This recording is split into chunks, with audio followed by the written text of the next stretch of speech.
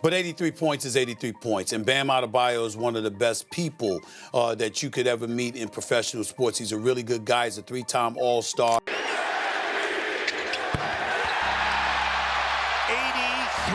When you look back at the last decade of NBA basketball, something jumps out immediately. Scoring explosions have become one of the most talked about storylines in the league. Over that entire stretch, only 6 players managed to break the unbelievable 70-point barrier in a single game. And when you zoom in even further, the 2020s alone already produced 5 different 70-point performances. Joel Embiid dropped 70, Donovan Mitchell exploded for 71, Damian Lillard matched that with 71, Luka Doncic went even higher with 73, and now Bam just detonated the scoreboard with 83 points. That number instantly placed Bam in historic territory. 83 points, the second highest scoring game in NBA history, jumping past Kobe Bryant's legendary 81-point masterpiece. When numbers like that appear, the basketball world stops and pays attention. But the real story here isn't just the scoring total. The interesting part is how people reacted to it, especially someone like Stephen A. Smith. Did you see how they played defense last night? I mean,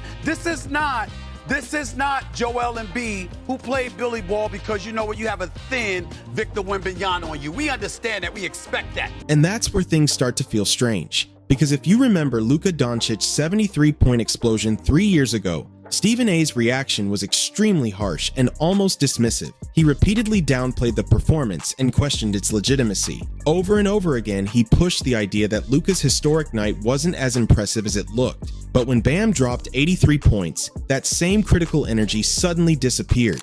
But this is a day that he deserves to be celebrated because he's one of the good guys that goes about the business of grabbing his lunch pail and showing up to work every day and doing what he can to be the best that he can be. Instead of the loud criticism, the outrage, and the dramatic reactions we've seen before, the tone felt completely different.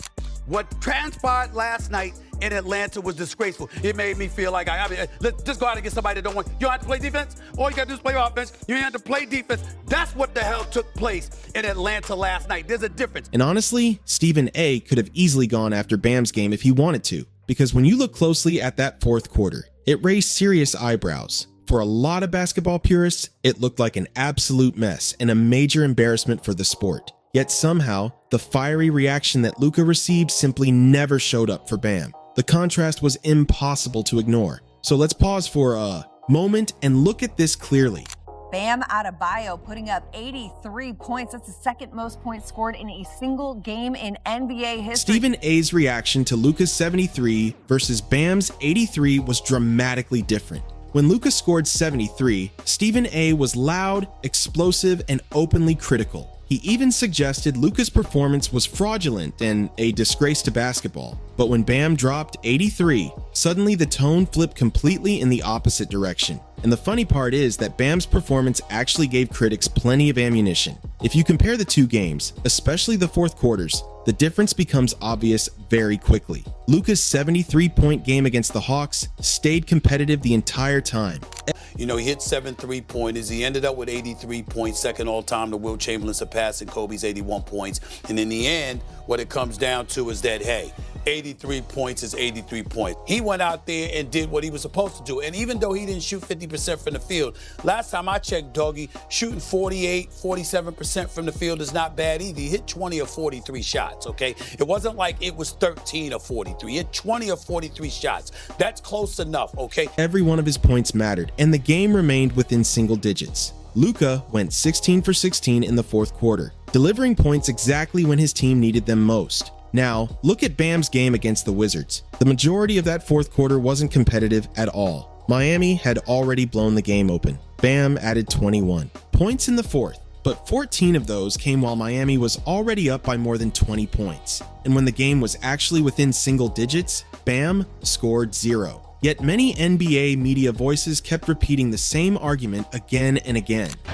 Everybody knows they witness history.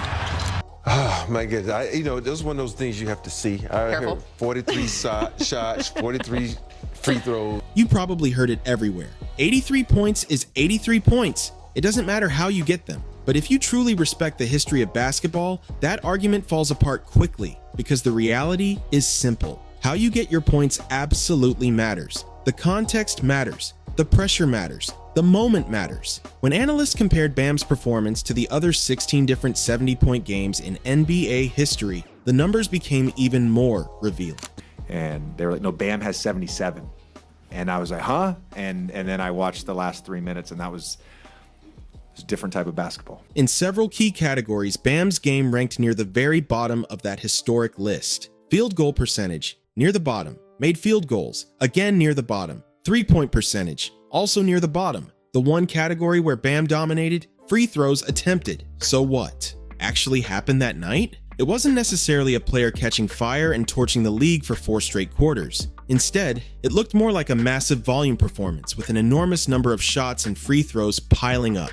And once again, that fourth quarter became the biggest talking point. For many viewers, it felt slow, forced, and difficult to watch. Compare that with Luka's 73. That game stayed tight until the final minutes, with both teams fighting the entire way. You know, but it gets to a point where you have to respect the game. And I think there was moments in this game where it was not respected. In transition, Doncic drops it in, count the basket. And a free throw coming. He's going to be shooting for 70. Every bucket Luka scored felt organic and part of the natural rhythm of the game. That's why Luka's 73 was widely praised across the league. Much like Kobe's legendary 81-point night, Luka's scoring eruption felt authentic and unstoppable. But Bam's 83? To many critics, it looked something else entirely. Not natural, not organic, but manufactured and artificial. And when analysts stacked up all 16 historic 70-point games side by side, Luka's performance ranked first in efficiency. Among them, that's a level of dominance that goes far beyond just the final number on the scoreboard. Let's break down the numbers for a second because they tell a very different story. When you stack up the efficiency metrics, Luka's 73-point performance sits near the top of historic scoring nights. Remaining in this game, Luka gets through the defenders, powers up, scoring! 72 for number 77. Dude for Real Madrid at age 16. But the fans didn't want what we saw last night in Atlanta. Did you see that? I mean, that was a layup. That was just, listen, that was a It was like the All-Star game. The Atlanta Hawks, no wonder why y'all stink. Made field goals ranked 11th, three-point percentage ranked 1st, overall three-point makes ranked 3rd, true shooting percentage ranked 1st, and free throws taken ranked 15th, which is second to last among those massive scoring games. What that shows is simple. Luka's 73 came from a natural heater, the type of scoring rhythm where everything just clicks and the game flows perfectly. Look at that, 43, man. Rob, if you could have got 43 shots up, I might hit 200. And I saw I only made 6 threes, but 40 free throws or something like that. Tells the story right there. And the Washington Wizards. It looked like a superstar catching fire and delivering an all-time performance in real time. Bam's 83, on the other hand, felt completely different. That night looked more like a case of massive shot volume and endless trips to the free throw line rather than pure scoring brilliance. And if you're a real basketball fan, watching that kind of game can feel rough. It's the type of performance where the box score looks incredible, but the actual viewing experience tells another story. Now, when we talk about watchability, iconic moments, and games that people remember forever. Which there's 9 guys, Wilt did it 5 times. There's 9 guys over 70. He's by far the worst shooting percentage. 22 threes. 22 threes in the game? Don't have the gravity of playing in games that are really... They were defenseless for most of the night. Bam for 3. 1 on the shot clock. That's where the comparison gets even more interesting. Yes, Bam's 83 is officially in the record books. Nobody can erase that number. But when you look at how he got those points, the excitement level just wasn't the same. The first quarter didn't feel special at all. Meanwhile, Luka's 73 kept building momentum as the night went on.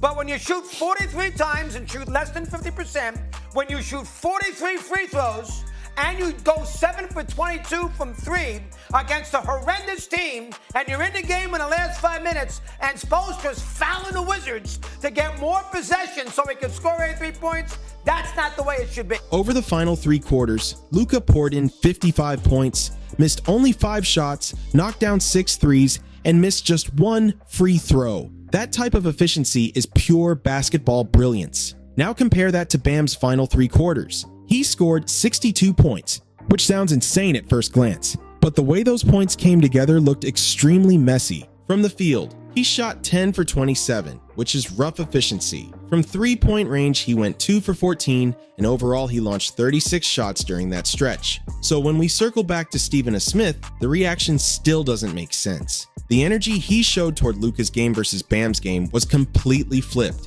Luka's performance looked authentic and genuine from start to finish. Bam's 83 simply didn't feel the same way. When Luka dropped 73, he attempted 16 free throws total. Among those historic 70-point games, that ranked second to last in free throw attempts. Bam, meanwhile, took 43 free throws, including 16 in the fourth quarter alone. That's the same number Luka shot during his entire game. Now imagine reversing those roles for a second. If Luka had taken 43 free throws in a game like that, what would Stephen A. Smith have said? Would he stay calm and respectful about it? Or would he go on television and start hammering it as illegitimate and embarrassing? That question alone says a lot. And honestly, that's really the point of this whole discussion. When you look at the greatest scoring nights in NBA history, they are not all created equal. Take these 3 examples: Kobe's 81, Luka's 73, and Bam's 83. 2 of those performances felt legendary from start to finish. The other one? Many fans feel like it comes with a serious asterisk. Some people don't want to hear that. A lot of NBA media prefers to celebrate everything without asking tough questions. But if you actually care about the game,